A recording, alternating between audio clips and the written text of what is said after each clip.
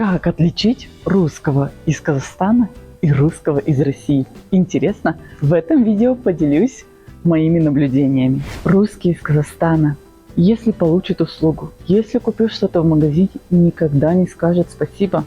А что он скажет? Правильно, он скажет рахмет. Отличие номер 2.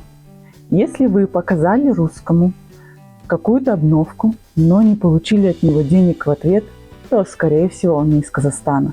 Потому что у нас принято давать взглядымдык. Простите, неправильно, көрімдік. Конечно, көрімдік береміз. Сол Қазақстан, бұл орыс Қазақстаннан болса, ол сіздерге міндетті түрде көрімдік береді. Ал Ресейден орыстар олар ондай нәрселерді білмейді. Қазақстаннан шыққан орыс адамды кездескен кезде, ол сіздерді как дела деп сұрамайды. Қандай сұрақ қояды?